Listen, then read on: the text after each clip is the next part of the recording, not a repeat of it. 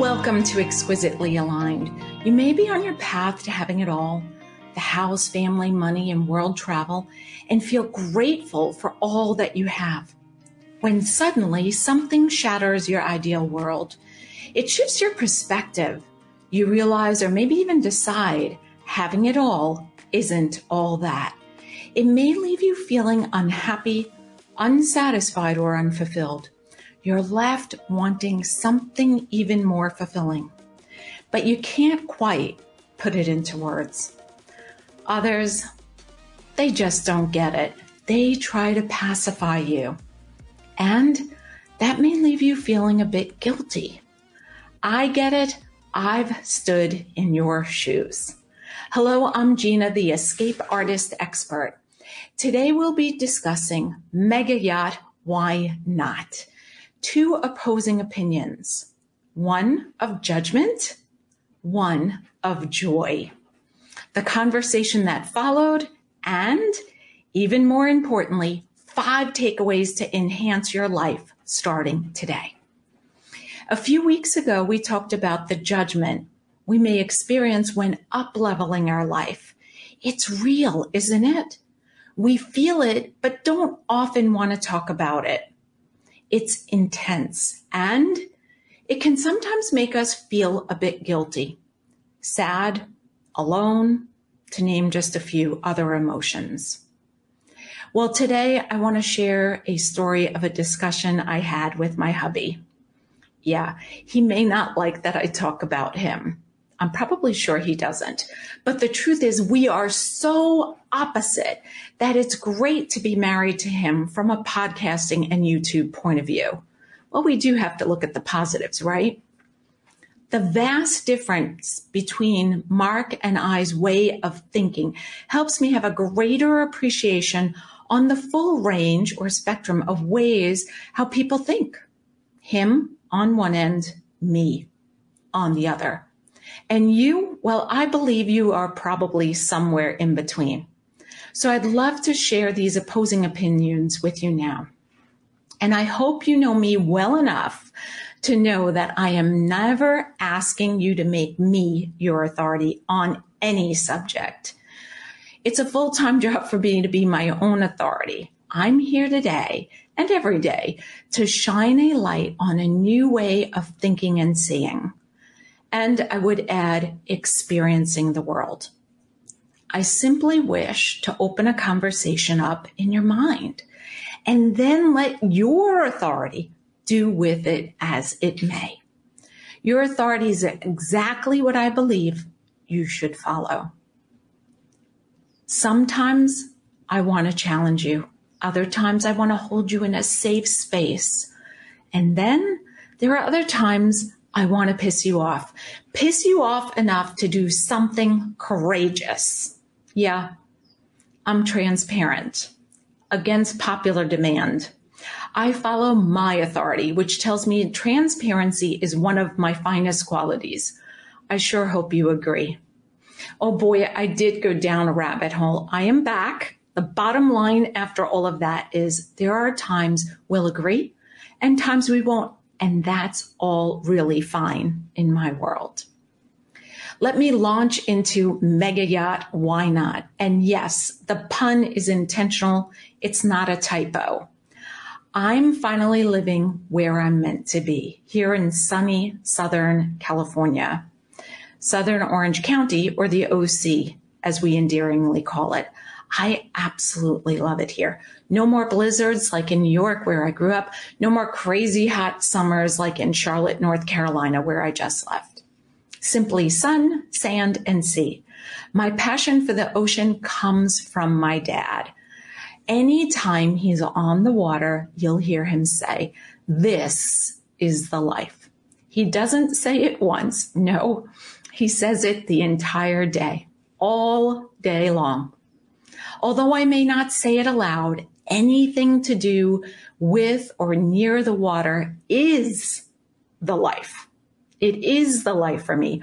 Growing up, we had a boat. It was definitely my father's passion. Thankfully, my mother, who learned to swim as an adult, went along with my dad. I started water skiing when I was about, 10 or 11 years old. I felt like Jesus. I felt like Jesus because when the water is smooth like glass, you truly feel like you're walking on water. And that, my friend, is about the best feeling ever, at least for me. Early in my career, I was transferred from New York to Charlotte, North Carolina. There, I met and married Mark. Fittingly, our first home was in the Lake Norman area.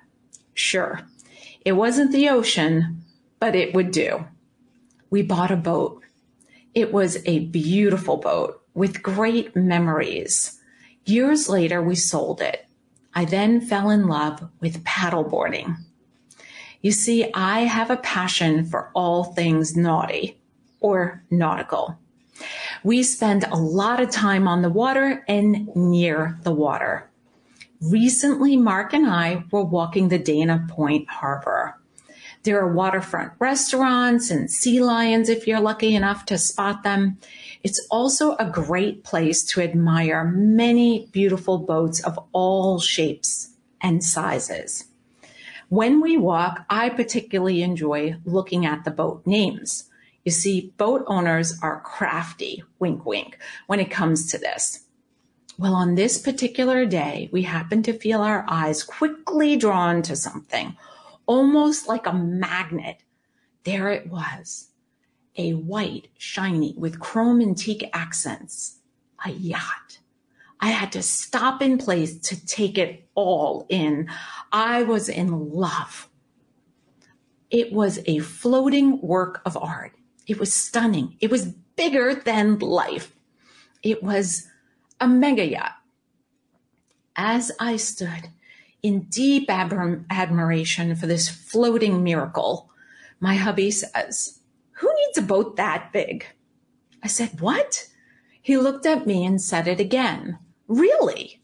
Who needs a boat that big?" He was ruining my moment of daydreaming. I said, "Mark, we don't need a boat that big, but its owner needs a boat that big." I asked him, "Why do you feel that way? What makes you say and think this way? Tell me, really." The background is we've been married for 22 years. I know him very, very well, but I'm always blown away at how differently we experience the world. I needed to know why he thinks like this. So I asked, "What makes you say that?" He stopped and said, "Really, it looks too big for this harbor." Sure, it did. It towered over all the other yachts. It would have made our 24-foot boat that we owned early on in our marriage look like a dinghy. My experience, though, was completely different. I was awestruck. I was filled with wonder. I was filled with questions. And I wanted to step aboard and experience this mega yacht for myself. But since it wasn't going to happen, I chose what I thought was the next best thing. I went aboard in my mind. I began to share with Mark what I saw visually. Well, visually, I saw beauty, attention to detail, a well thought out and well executed piece of craftsmanship. It was exquisite. And you know I love, adore, and admire exquisiteness. Given its size, I began to wonder just how do you get something that large to stay afloat? I desperately wanted to know, but quickly realized I wasn't desperate enough to go back to school to understand the mechanics of all of that. So, back to its visual beauty. My mind adrift, wondering, who designed this? How long did it take? How many people? Where did they get their education? What kind of degree did they receive? Who does the renderings? Are they considered an architect, or maybe there's a different title? My mind kept going. I started thinking about these hands. I was wondering just how many hands it took to execute and build this boat. How many amazing people were employed because someone designed this boat and someone else purchased it.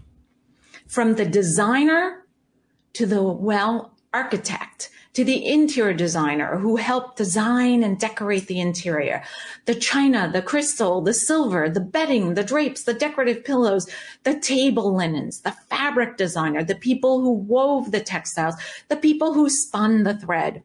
Oh my, I could feel my heart beating faster and faster.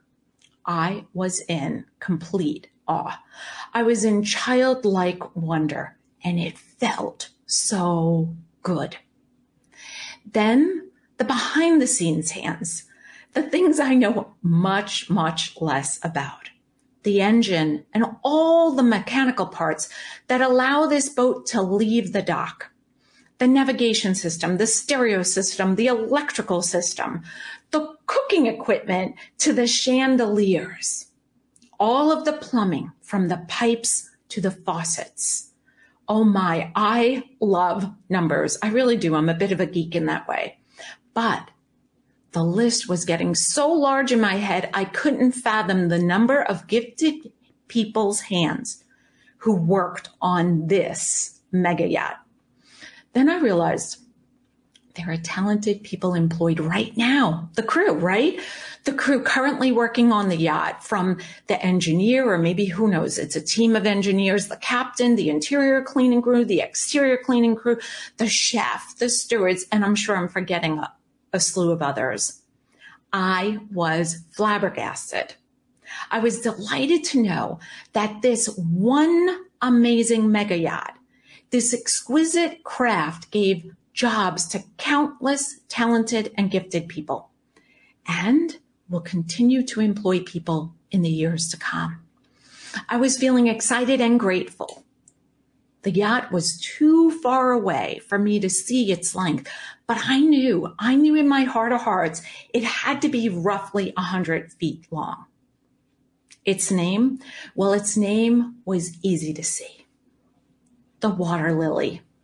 As impressive, as beautiful as a water lily.